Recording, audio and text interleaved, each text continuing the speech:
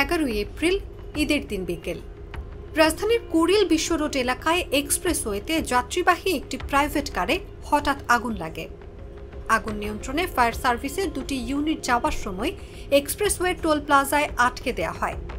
Toll না দেওয়ায় এক্সপ্রেসওয়েতে উঠতে দেয়নি ফায়ার সার্ভিসের গাড়ি। পরে বিকাশ থেকে অনলাইনে টোল পরিশোধ করে ছাড় পায় ফায়ার সার্ভিসের গাড়ি। কেটে যায় 10 মিনিট। ততক্ষণে পুড়ে ছাই প্রাইভেট কারটি। 2019 সালের 7 জুন আগুন নেভাতে যাওয়া ফায়ার সার্ভিসের একটি গাড়ি টোলের জন্য আটকে দেয় বঙ্গবন্ধু সেতু কর্তৃপক্ষ।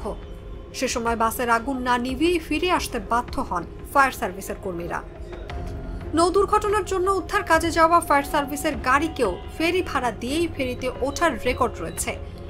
অন্য দু একটি সেতুতেও ঘটেছে টোল ছাড়া না পার হতে দেওয়ার ঘটনা। দুর্ঘটনা কিংবা জানমালের ক্ষয়ক্ষতির চেয়ে যেখানে জরুরি সেবার এ গাড়ি আটকে রেখে টোল আদায় হয়ে উঠেছে মুখ্য। অথচ 2014 সালের বাংলাদেশ সরকারের গেজেটের 20,639-এর 4 খ নির্দেশনা মোতাবেক সরকারি যানবাহন হিসেবে ফায়ার সার্ভিসের গাড়ি টোল মুক্ত থাকবে, কিন্তু এতদিনেও তা বাস্তবায়ন হয়নি। ফায়ার সার্ভিস একটি সেবা প্রদানকারী প্রতিষ্ঠান। আগুন লাগা, নৌকাডুবি, ভূমিকম্প, কোনো ভবন ধস কিংবা কোনো বড় দুর্ঘটনায় ফায়ার সার্ভিসই সবার আগে ছুটে যায়। জীবন বাজি রেখে মানুষের কল্যাণে কাজ করে। ঢাকা সহ দেশের বিভিন্ন সেতু ও ফেরি পার হয়ে ফায়ার সার্ভিসের গাড়ি যখন অগ্নি নির্বাপন কিংবা উদ্ধার কার্যক্রম চালাতে যায়, তখন টোল প্লাজায় টোল পরিশোধ করতে হয়। এতে ব্যাহত হয় উদ্ধার কার্যক্রম, বাড়তে থাকে জানমালের ক্ষতি।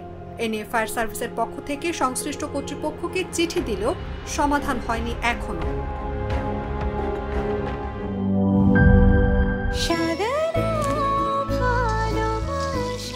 স্পেশাল মানুষদের জন্য মজাদার ম্যাজিক মশলা ফ্লেভারে মিস্টার নুডলস। স্বাদ নাও ভালোবাসার।